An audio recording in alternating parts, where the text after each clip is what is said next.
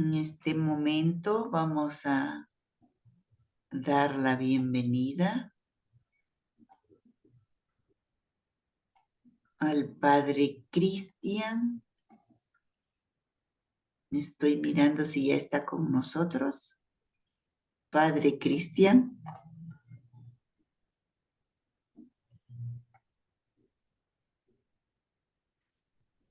No está. No. Dianita, esperemos un ratito. Estoy buscándole y no la encuentro. El Padre Cristian no está. No, en la lista no está. No entró entonces. Le llamamos, le voy a llamar, ¿ya? Llámalo. El homicidio. La primera antítesis es del homicidio. Entonces, ¿cuál es la síntesis de esto? Sería Jesús exige de nosotros, exige superar también la violencia interior, que es aquello que causa, aquello que está a la raíz de todo tipo de asesinato, de homicidio, superar el rechazo al otro. No tenemos motivo, no tenemos derecho de rechazar a la otra persona. Entonces, para eso, Jesús habla de tres realidades, ¿no es cierto? Miren qué bonito en el Evangelio de Mateo, ¿no? Sí. Han escuchado ustedes que se dijo, pero yo les digo, por eso son antítesis, ¿no es cierto? Frente al planteamiento de la norma del Antiguo Testamento, Jesús hace un planteamiento personal también. Interpreta la ley ya no así por la ley por la ley, sino la ley desde la misericordia, desde la verdadera justicia de la que habla en el Evangelio de Mateo en el capítulo 3, en el momento del bautizo, ¿no? Ustedes escucharon cuando en el versículo 15 Jesús le respondió a Juan Bautista, deja ahora, pues conviene que así cumplamos toda justicia, toda justicia. Entonces, podemos nosotros, después de reflexionar sobre estas 6 antítesis, podemos tranquilamente extraer un concepto de justicia. ¿De qué justicia está hablando Jesús? Cuando Juan Bautista se niega a recibir el bautismo, a bautizarle, perdón, y él dice, soy yo el que necesito de ti y tú vienes a mí. Parece que estamos equivocados en ese sentido. Y Jesús le dice, no, deja. Conviene que se cumpla toda justicia. Entonces nosotros vemos que la justicia definitivamente no condena, sino la justicia levanta. Precisamente la palabra justicia en griego se dice dikaiosune o dikaiosine, algunos, bueno, depende cómo pronuncie. Dikaios, la raíz, la misma raíz de santidad. ¿Por qué? Porque esa es la invitación y esa es también la meta a la cual estamos llamados todos. La santidad, imitando el ejemplo de Jesús, imitando el ejemplo del Padre. ¿Cómo es el Padre con nosotros? Así también tenemos que ser nosotros, como el Padre es con nosotros. Ese Padre tan bueno que hace salir el sol sobre buenos y malos y manda la lluvia sobre justos y pecadores. Ahorita estamos, bueno, ya está pasando un poco la lluvia, un aguacero fuerte cayó aquí en el corazón, está todavía cayendo, sí. Manda la lluvia sobre justos e injustos. Entonces ese es pero qué interesante, solamente, ya bueno, ya lo tenemos al Padre Cristian, no me voy a alargar más, espero que hayamos entendido esta primera antítesis. Padre Cristian, muy buenas noches, bienvenido.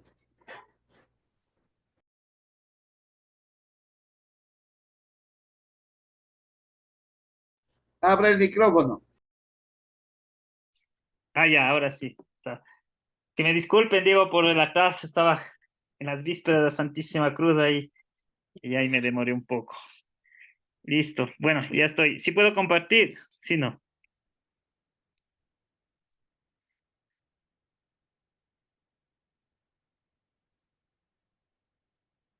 Sí se ve.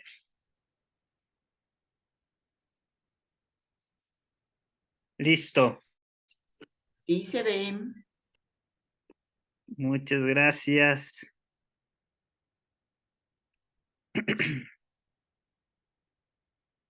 Listo, entonces, como ya me había dicho el padre Oscar, ¿no? Para ver un poquito sobre las 6 antítesis, un poco sobre Mateo 5, desde el versículo 25, lo que ustedes han estado ya viendo, ¿no? De antemano. Entonces, en esto, vamos ahí. Estas antítesis deben ser interpretadas con las claves de interpretación que el mismo Jesús dio, ¿no? Las bienaventuranzas. Es como la imagen de Jesús, ¿no? Las imágenes que ya él mismo hablaba sobre la sal y luz, que como cualidad de testimonio. Entonces, la autocomprensión de Jesús como aquel que cumple la ley y los profetas, viviendo y enseñando la sobreabundancia del amor.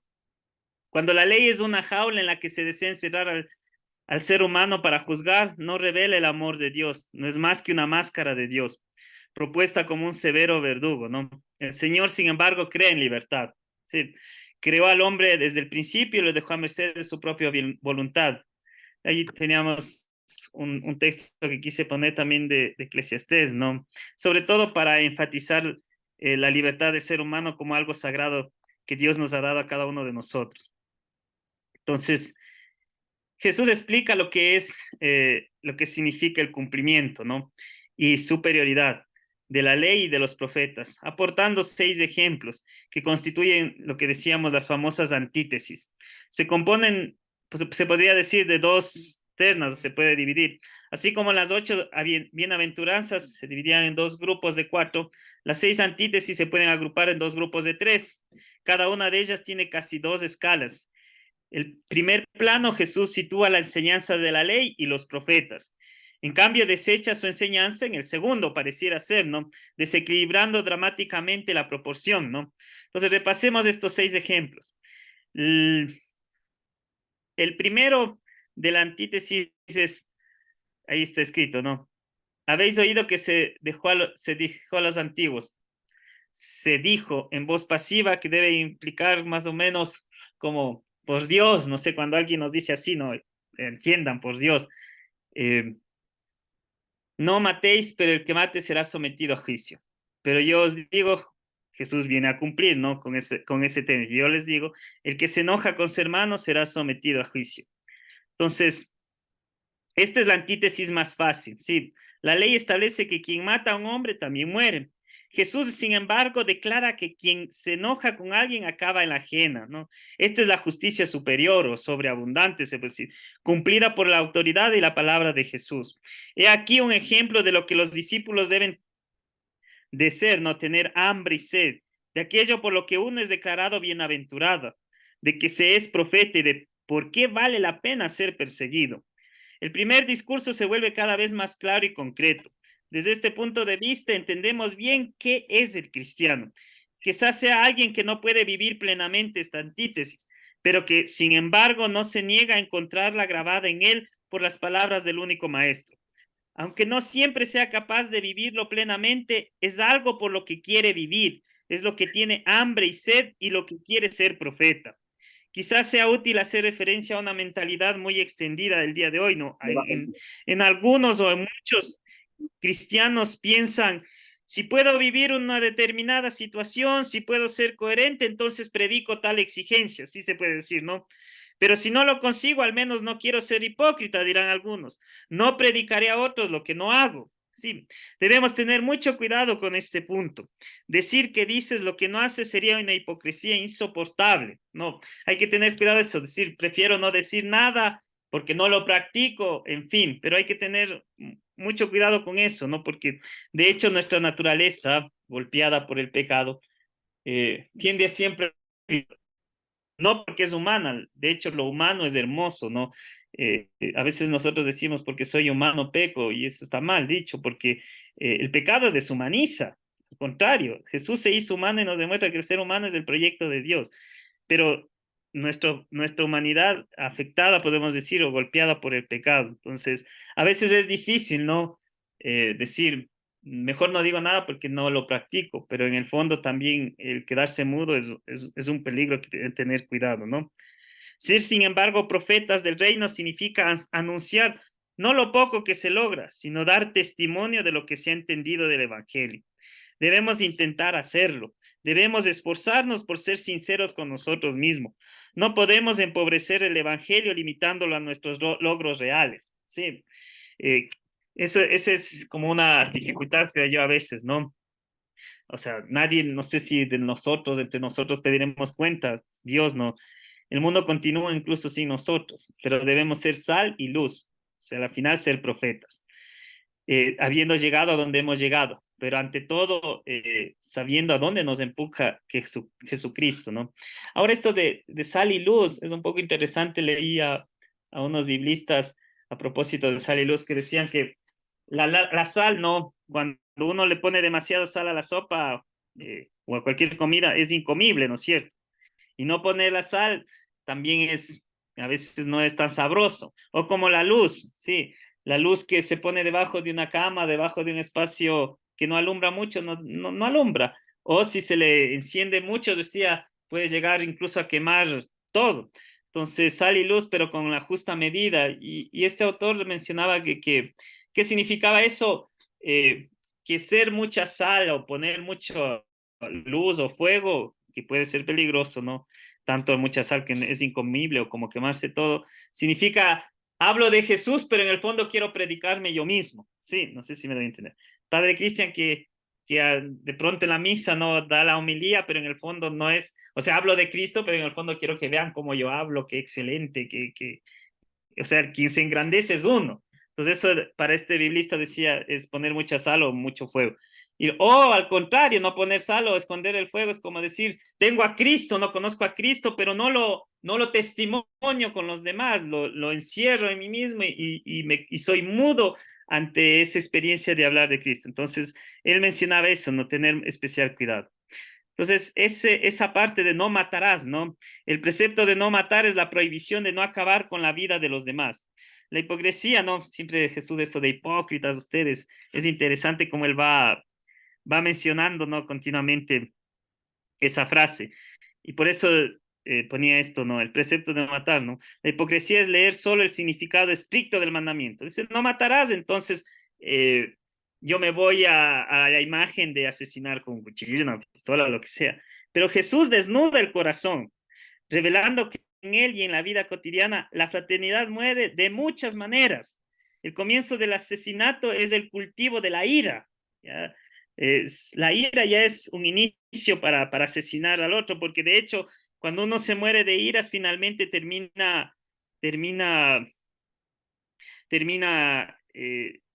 destrozando el corazón, podríamos decir, del otro, ¿no? O termina destrozando el alma, si se quiere, ¿no? Entonces, el comienzo es esto, el del asesinato, la ira, cuando el otro es rival y enemigo, el ladrón de lo que quiero solo para mí, la tentación de actuar como Caín hacia Abel está siempre acechando a la puerta, de empujar hacia la negación de la fraternidad. Y ya Jesús lo decía, no será así entre ustedes, pero el que quiera ser grande entre ustedes, ¿qué ha dicho Jesús? Será su servidor, y el que quiera ser el primero entre ustedes será su esclavo, como el Hijo del Hombre que no vino para ser servido, sino para servir y dar la vida en rescate de muchos. O sea, cumple no lo que dice Jesús. Luego, la segunda antítesis no, tenemos esto como un colorario, justamente esos versículos. Hacía un poco con la comparación de Lucas 12, pero ahí les dejo a su gozo, digamos, para que vean. El pretexto de justificarse con una vida recta, también comprometida con el culto, ¿no? No exime de la necesidad de la reconciliación, es decir, no por el hecho de que yo voy a misa me siento ya salvado.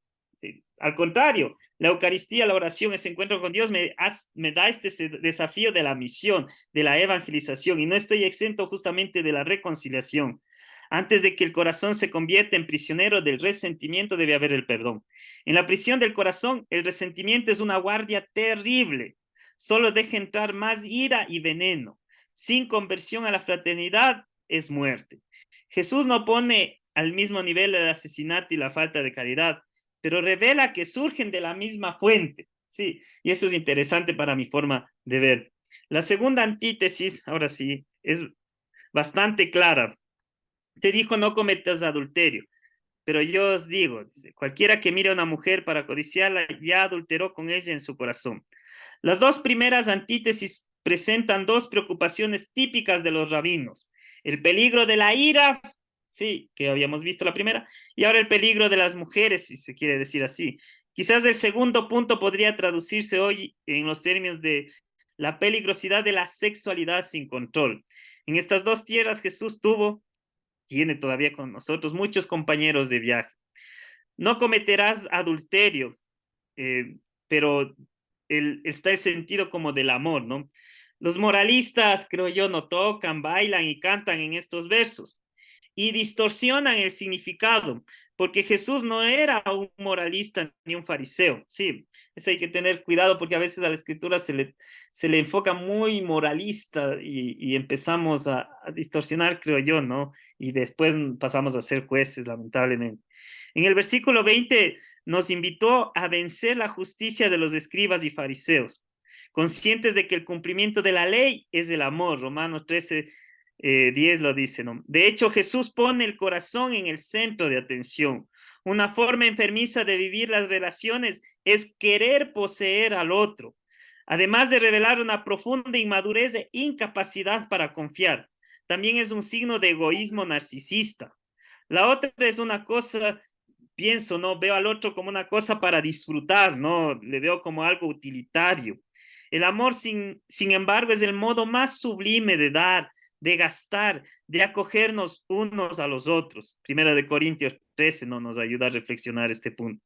Muchos hombres y mujeres se sienten heridos por lo que pensaban que era el amor.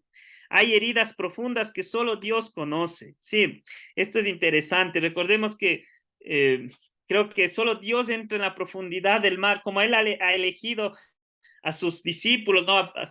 Siempre hemos escuchado, ¿no? A los dos primeros cuando estaban pescando, y normalmente los pescadores decíamos desde la noche, es decir, no solo la noche física, sino la noche de la vida también, ¿no? Sigue pescando en la oscuridad, o sea, en la noche de nuestra vida. Y dos que remendaban las redes, es decir, en el día, ¿no? Dios también ve la alegría, en el gozo de nuestra vida y nos sigue llamando y nos sigue eligiendo, o sea, Él es el único que conoce el mar, la profundidad de nuestra vida, es decir, nuestras llagas, nuestras dificultades, nuestros pecados, pero Él no para como nosotros tildarnos, ¿no? Sino para transformarlos, ¿no? Para sanar. Ese es el punto. Entonces, el punto que yo veo aquí es sobre todo ver el sentido del amor, ¿no? Como decía, hay heridas profundas que solo Dios conoce. No se puede juzgar a alguien que sufre un daño gratuito, ni siquiera sería necesario decirlo, ¿no? Más bien necesitamos crecer en la capacidad de amarnos más a nosotros mismos también y acogernos más nosotros mismos, ¿sí? Si lo que creemos que es amor ensucia, duele o mata, sí, si provoca esto, ¿no? No sé si sería hora de darnos cuenta de que ciertas narrativas ya no se sostienen, ¿no? Sin eso quitar el sentido profundo de la interpretación bíblica, ¿no? Hay muchos elogios por la perfección estética, el encanto del poder, la facilidad de los atajos, hay las desilusiones, nos encontramos solos, pobres, miserables. O sea, hay cuánta inmadurez que estropea las relaciones desde el principio, ¿no? Ustedes han de ver, los matrimonios mismos a veces están más en la fantasía de lo externo, ¿no? Que el propio conocerse mutuamente. Entonces creo que estamos en una época donde hay muchas narrativas hedonistas, ¿no? Que resulta ser un amor enfermizo, ¿no? Por eso Jesús siempre cuando dice bienaventurados los pobres de espíritu, los limpios de corazón, y ya se vio en versículo 3 y 8, porque su corazón no está dividido por la avaricia, sino que saben hacer de su vida un don. Como colorario están las imágenes en lenguaje parabólico del ojo derecho y de la mano derecha, ¿no? Siempre el ojo es lo que deja entrever la verdad y es lo que revela el alma. Entonces ahí sería de cuestionarnos, ¿cómo mira mi ojo a los demás? ¿Ama o quiere poseer? ¿Es libre y liberador o quiere dominar? Sí, la mano es signo de acción, trabajo y fuerza. Entonces ahí habría que preguntar, ¿son mis gestos caricias de amor o puños que golpean y clavos que arañan? Aquellos con los que me rodeo son personas que saben construir paz y justicia, o en ellos replico los modelos hedonistas que anidan en mi interior.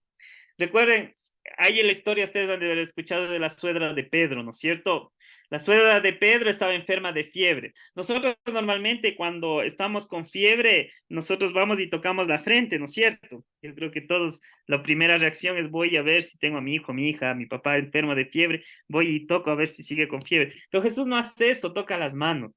Y es interesante porque con las manos uno trabaja, con las manos uno abraza, pero hay que tener cuidado, como decía, con las manos también uno golpea, ¿no? Con las manos hiere, como decían en la anterior antítesis, que puede matar incluso, ¿no?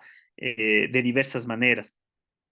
Creo que el episodio del Evangelio de Lucas, ¿no? De la mujer en casa del fariseo, resume bien la dinámica que desenmascara estos versículos. En Lucas 7, 36, 50, está la forma en que usamos nuestros ojos, manos y corazón es diferente para cada uno y tiene a veces, dependiendo de eso, consecuencias. Sí, entonces, si todos miramos y tocáramos a nuestro prójimo como Jesús, tal vez tendríamos un corazón más capaz de amar y menos inclinado, disculpen el término, a prostituirnos hacia toda pasión y adulterio. Pero Jesús va más allá. Con la tercera antítesis llega a su determinación característica. También se decía, quien se divorcie de su mujer deberá darle acta de divorcio. Ya después del término ya el padre Oscar ya nos ayudará. Todo, ¿no? Pero yo os digo, el que repudia a una mujer, excepto en caso de concubinato, la expone al adulterio, y el que se casa con la divorciada comete adulterio. Sin embargo, por este motivo Jesús perdió muchos amigos. Ya no nos enfrentamos únicamente al problema del adulterio, sino a una cuestión mucho más dramática. ¿Qué se debe hacer? Sería la pregunta cuando el matrimonio ya no funciona. La postura de Jesús nos devuelve a sus palabras. A menos que vuestra justicia sea mayor que la de los escribas y fariseos, no entraréis en el reino de los cielos. Escribas y fariseos decían más o menos lo que muchos todavía hoy mantienen. Si dos ya no se aman, que se separen, siempre y cuando sigan tratándose con respeto. Sí. Moisés se había ocupado de que en caso de divorcio el marido diera un mensaje claro a su mujer para que ella fuera libre y la situación fuera transparente. El marido debía devolverle la libertad, devolverle la dote restante y comprometerse a no volver a casarse con ella. Si vemos Deuteronomio 24 más o menos relata esto, ¿no? En este punto Jesús intervino de manera nueva y decidida.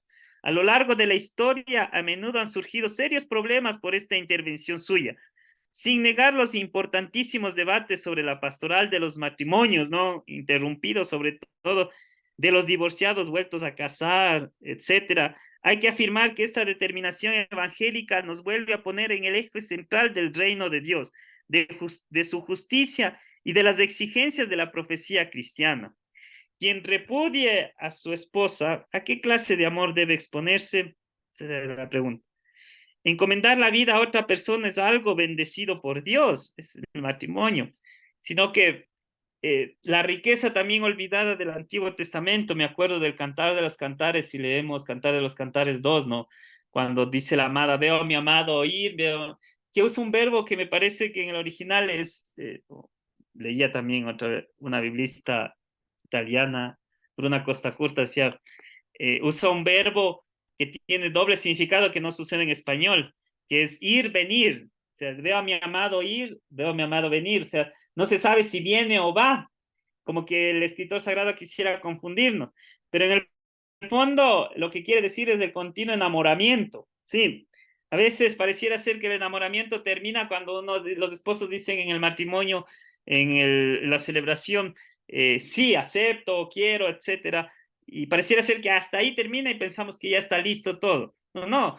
Este libro nos ayuda a comprender el continuo enamoramiento siempre. Es igual que los sacerdotes, ¿no? No es que en la ordenación sacerdotal le dijimos sí a Dios y punto, se acabó.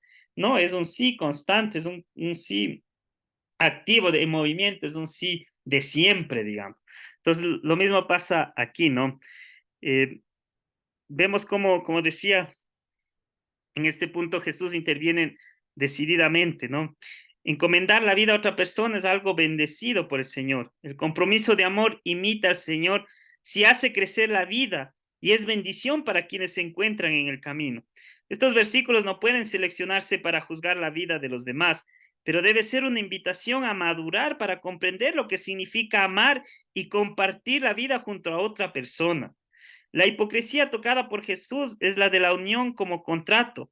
Sí, hasta que la muerte, o mejor dicho, hasta que la ventaja o desventaja nos separe, digamos, si usamos un término medio peyorativo moderno. Una parte vive su camino con sinceridad, mientras que la otra no es leal. Los problemas podrían ser también eso. Piensas que tu proyecto durará para siempre, pero mientras creas en la narrativa social de mi proyecto, en lugar de nuestro, yo, tú, Cristo, será muy difícil reconocer la presencia del amor. Cuando uno es individualista, incluso en el sentido del amor, ¿no? Solo pienso en mí, digo, yo decidí casarme, yo soy fiel, yo soy esto, pero no abro esta frontera, yo, tú, Cristo, que entre en ese matrimonio, es difícil develar el verdadero sentido del amor. En la mirada misericordiosa de Jesús, el matrimonio no es doctrina ni dogma, sino misericordia.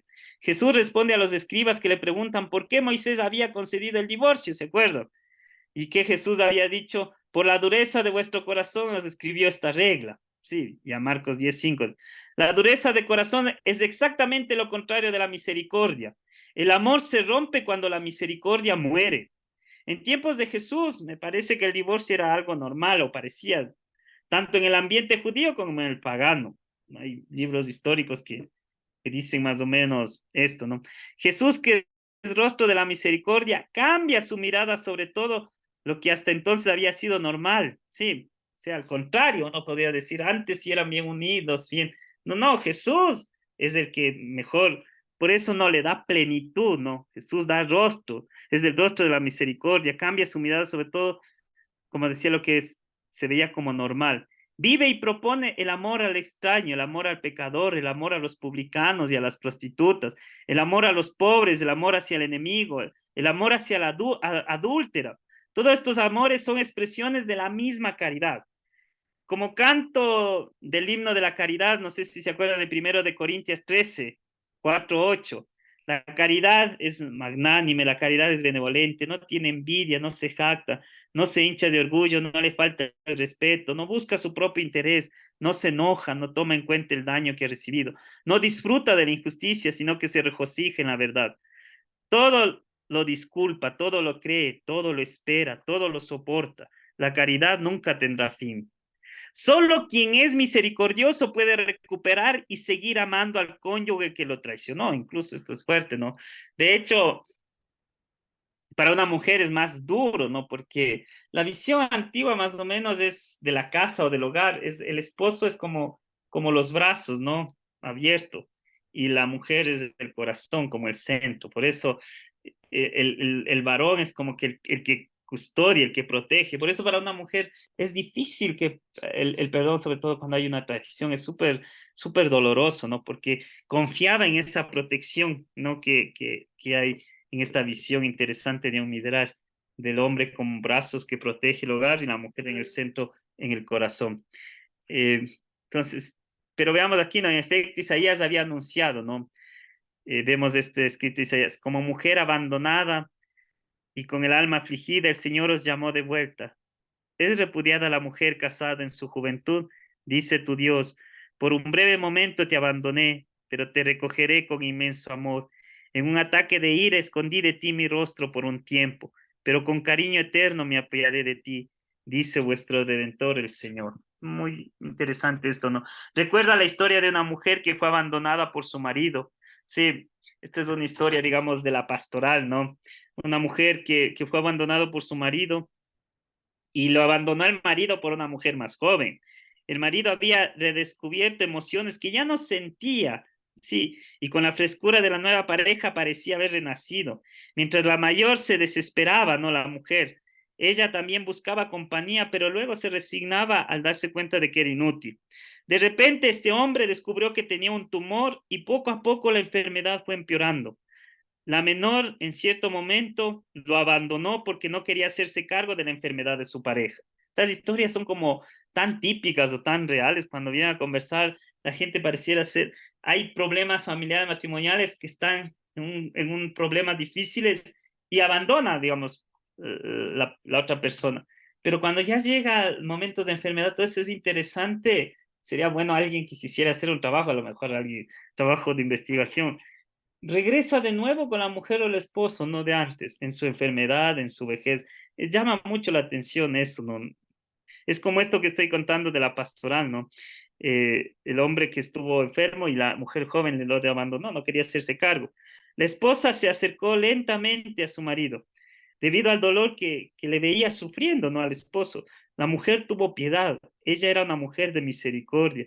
Ella volvió a conversar conmigo cuando su marido murió y dijo que había dejado esta vida mientras estaban tomados de la mano. Sí, murió llorando junto a ella porque había redescubierto que moría como marido amado por su mujer, a pesar de los muchos años que había vivido separados. Me parece aquí una historia un poco interesante de misericordia.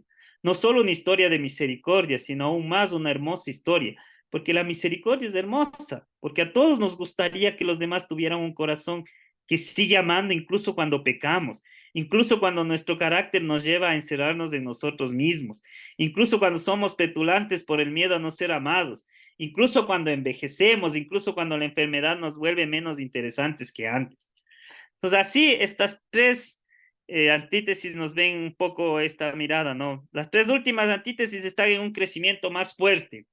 Con la tercera antítesis, Jesús ya se había distanciado decididamente del pensamiento de los rabinos de su tiempo, adentrándose en un sector en el que nadie se había atrevido jamás a proceder con tanta radicalidad. Sin embargo, el nivel más alto se alcanza en la segunda triple antítesis que yo les dije, no, vamos a dividir las 6 en 2, 2. Ahora viene la otra, que es, habéis oído que fue dicho a los antiguos, no juréis en falso, pero yo os digo, no juréis en absoluto. Es decir, si hay que decir sí, es sí, si no, no. Todo lo demás viene del maligno. A Jesús no le gusta el juramento porque piensa que el hombre que debe estar allí es un hombre que siempre dice lo que piensa. Es decir, sí es sí, no es no. Todo lo demás viene del maligno. A Jesús no le gustaba cuestionar a Dios para argumentar que en ese momento realmente estamos diciendo la verdad. Este es un ideal grandísimo propuesto por Jesús. Un hombre perfectamente transparente que dice lo que realmente piensa. Sí. No juraráis, palabra verdadera. Jurar se basa en el supuesto de que una de las partes puede traicionar. Me parece que ahí está un poco el peligro, o creo, ¿no? Tal vez yo esté haciendo una mala interpretación, pero cuando dice te juro o júrame, es como que hay el peligro de traición, ya no hay confianza, ya no hay la verdad sincera, no hay la pertenencia de corazón, de que las palabras no pueden ser ciertas. Sin embargo, si hablar la necesidad, el no jurar se vence viviendo en la verdad. ¿Sí? Habíamos visto el evangelio anterior, ¿no? Sobre todo esto de decir la verdad, pero yo decía, ojo también con esto de decir la verdad, ¿no?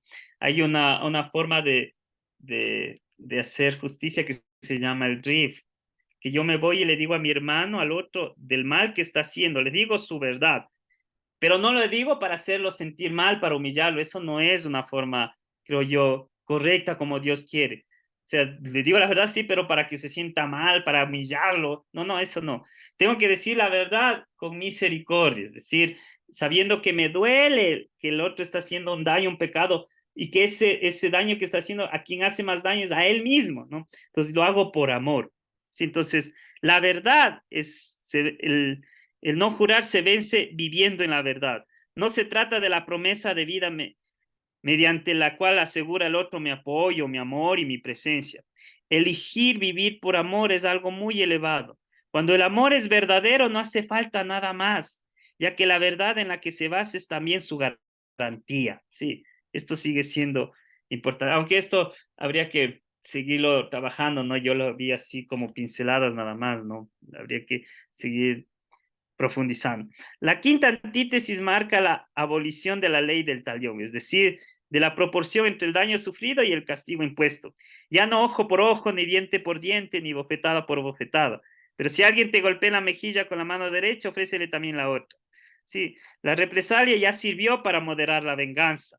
Por el contrario, esta justicia propuesta por Jesús no prevé una compensación en estricta proporción, sino el abandono, ¿sí? Sacarse de esa cadena acción, reacción, contra reacción. Ojo, la ley del talión no es para la venganza, ¿sí? A veces entendemos mal esto. Pensamos que la ley del talión es para la venganza y he escuchado a veces eso. No, al contrario, es para evitar la venganza. Ojo por ojo, diente por diente. Es decir, si yo me dan un moretón, yo hago con un moretón.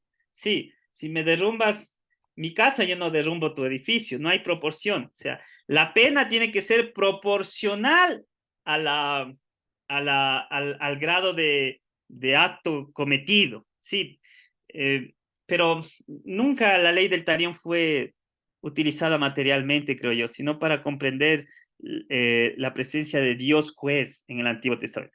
Llega Jesús y hay otra forma, como decía, de hacer justicia, ¿no? Porque verán, esto es interesante de la ley del talión. Para ser proporcional, pero ninguno salía inocente, por si acaso. Nadie puede decir, bueno, como hoy es día de la Virgencita de la Merced y soy devoto, el juez dice, bueno, todos salimos contentos. No, no, siempre uno salía condenado. Sea el que cometió el acto, digamos, si robó una gallina, tiene que ser, pongamos un ejemplo, cortado la mano, esa es la ley del talión, tiene que ser proporcional, ¿sí? Pero si yo no he robado y el que me acusa, yo me declaro inocente y compruebo que soy inocente, le corta la mano al que me acusó. No sé si me doy a entender, si me van siguiendo. Sí, nadie salía inocente antiguamente. O sea, si yo, vuelvo a repetir, si he robado una gallina y mi pena es cortarme la mano, es un ejemplo, ¿no? Me cortan la mano. Pero si yo no he robado y me defiendo y compruebo que no he robado, le cortan la mano a mi acusador. Sí, por eso cuando Jesús le acusan, acuérdese, él calla, sí. A él habla de esto de ir al hermano, de transformar el corazón, de hablar la verdad, de planificar la ley, los mandamientos, como estamos viendo ahora, y a la final le hacen el antiguo sistema. Dice, le preguntan, ¿dónde están los que te están acusando? Y la blasfema, de acuerdo a la ley, leerán Deuteronomio Levítico, la blasfemia y esto de llamarse hijo de Dios, la condena era pena de muerte. Si Jesús se defendía, o sea, Jesús se salvaba, ¿no?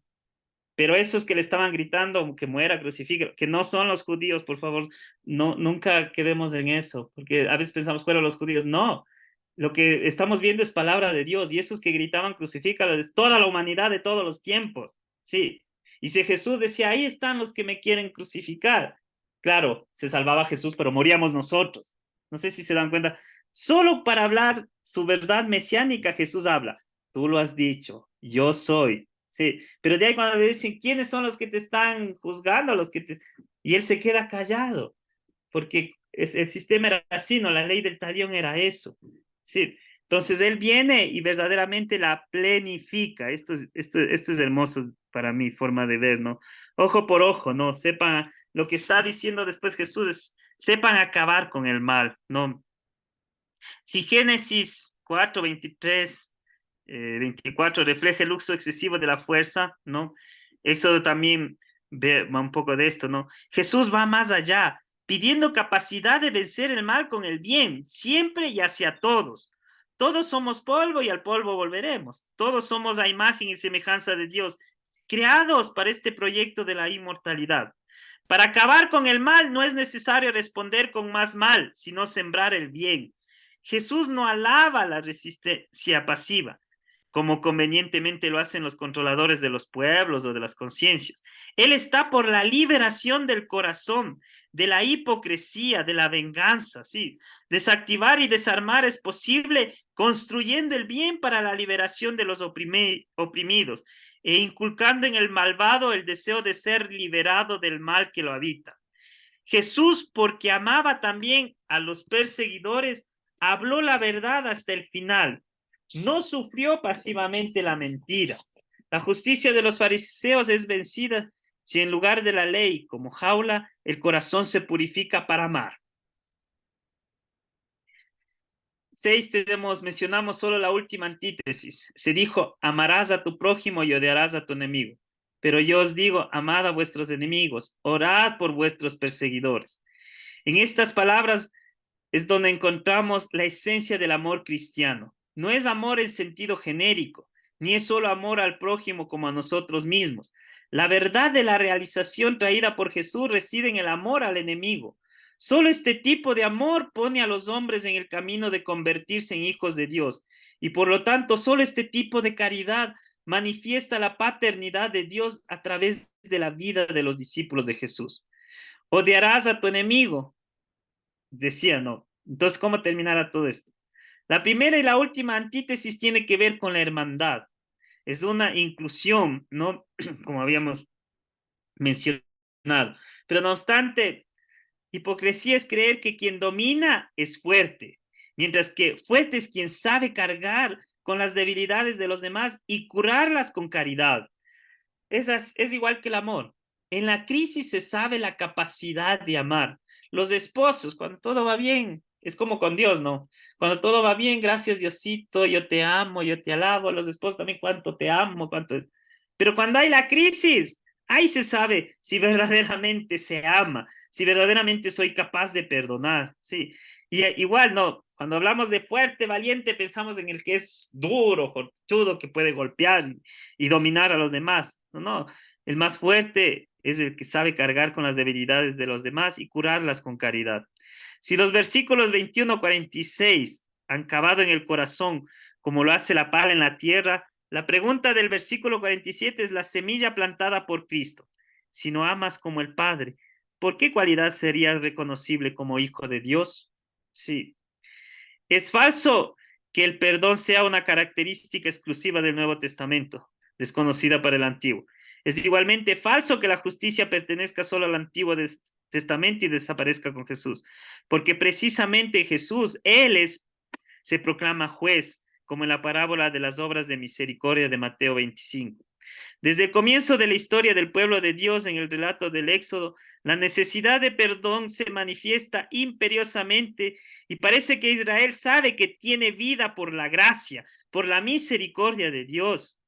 Después del episodio del becerro de oro, para la generación salida de Egipto parecía no haber otro destino que el castigo, cuando Moisés se coloca una vez más como intercesor de su pueblo pecador. Sí, ese día se renovó la alianza, ¿no? Cuando quedó claro que si hubiera dependido únicamente de la fidelidad de Israel, pronto se habría resuelto la alianza, porque nunca se mantuvo fiel.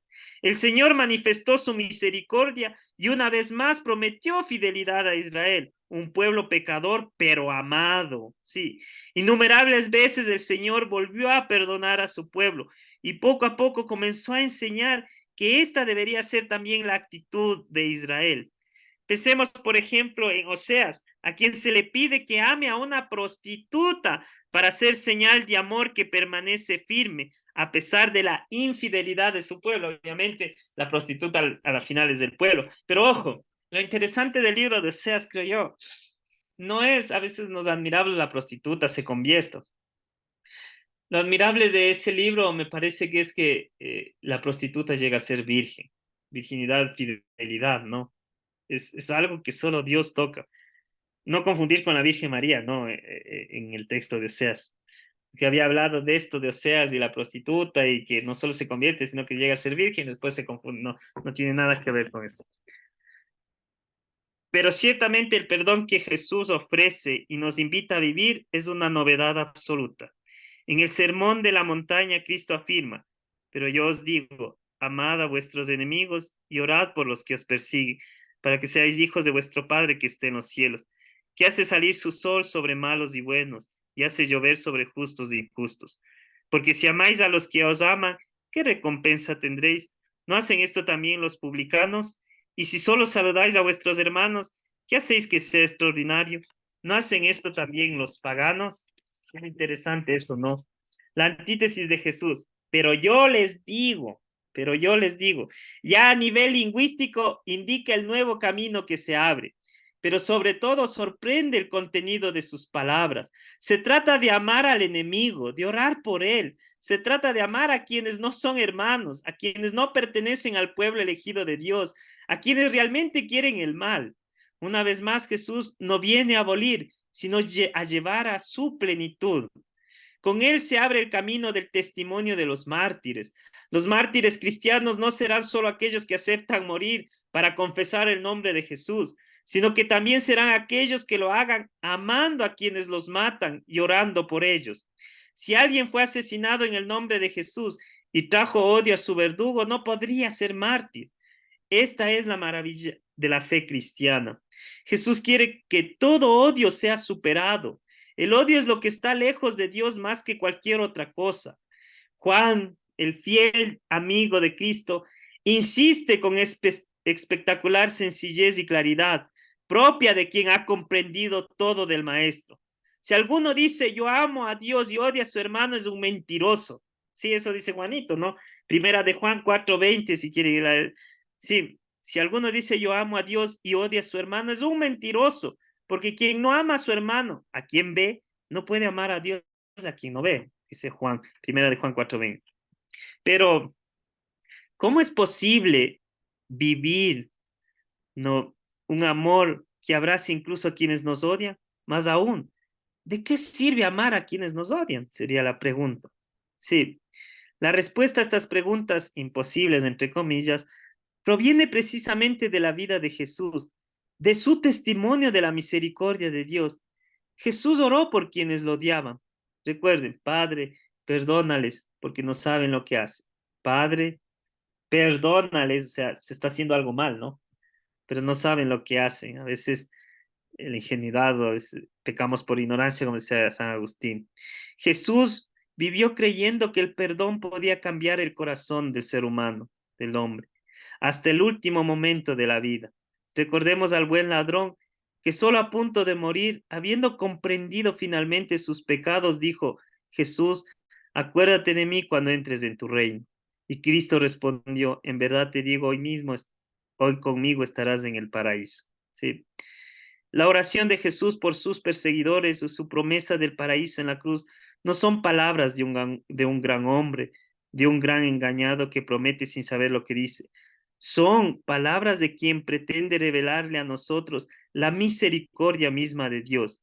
Dios, puede sonar un poco extraño, ¿no? Dios odia el pecado, pero sigue amando a los pecadores. Es más, los ama aún más porque sabe que tienen necesidad de su misericordia. Entonces, yo creo que la primera relación, como he dicho, para acercarnos a Dios, nos acercamos a Dios diciendo, dame esto, ayúdame en esto, por favor, esto, la. Yo creo que la primera relación es como el publicano, ¿no? Soy frágil, soy pecador, soy débil, ¿no? Y Él está ahí, ¿no? Como el hijo pródigo, hermosa esa parábola del abrazo tan tierno y de amor del Padre. Amar al enemigo es la única fuerza capaz de renovar el mundo. Es la única revolución verdadera que transforma a los pueblos y la historia. Pero ciertamente es una tarea difícil, porque todos somos capaces de odiar cuando estamos en presencia de alguien que desea hacernos daño o nos ha hecho. Incluso las personas extremadamente serenas y pacíficas sienten que crece en ellas un sentimiento de irritación cada vez más fuerte cuando se ven obligados a vivir con personas cuya palabra es una crítica, un insulto, que momento tras momento se hunde el corazón con una gota de ira, hasta que explota. Todos somos capaces de convertirnos en enemigos. Este es el drama de la vida. Así vemos cómo Jesús cumple, ¿no?, la ley y los profetas. En la estrategia narrativa y teológica de Mateo, el sermón de la montaña sirve para indicar finalmente la presencia del reino de los cielos con las modalidades específicas del pensamiento de Jesús. Revela que el reino anunciado por él está presente en las categorías de personas indicadas por las bienaventuradas. Sí, por eso todo el capítulo que ustedes me han venido reflexionando. Este tipo de hombre no está vinculado solo a Israel, sino que puede aparecer entre cualquier pueblo y en cualquier categoría. El grupo de discípulos de Jesús no surge como una realidad que realiza tal reino, sino que aparecen como los profetas de este reino. Hemos afirmado también que podemos ser profetas en este sentido si nos hacemos cargo, ¿no?, de lo que ha dicho Jesucristo, sin dejarnos bloquear el testimonio por nuestras realizaciones incompletas. no somos perfectos ni santos, estamos camino a la santidad. Al mismo tiempo, los cristianos son los custodios de la idea del cumplimiento de la ley y los profetas, y también del contenido de este cumplimiento. Sí, por estas antítesis que hemos visto. Estamos llamados a vivir una justicia superior y a revelar los niveles y tensiones de la vida evangélica que han sabido aceptar. Este viaje debe realizarse con verdadera humildad. Sí, por eso cuando Jesús dice, ay de ustedes, ese ay es fuerte, ¿no? Ay del creyente que cree poder jactarse. Sí, si soy eso, ¿no? Digamos, como decía, ¿no? Nuestra fragilidad. Ya en 6:1 Jesús dice, guardaos de practicar vuestra justicia delante de los hombres para ser admirados por ellos. De lo contrario, no tendrás recompensa ante tu Padre que está en los cielos. Sí, el brillo de la luz de las obras bellas debe ser acordado con la necesidad de lo más íntimo, como San José.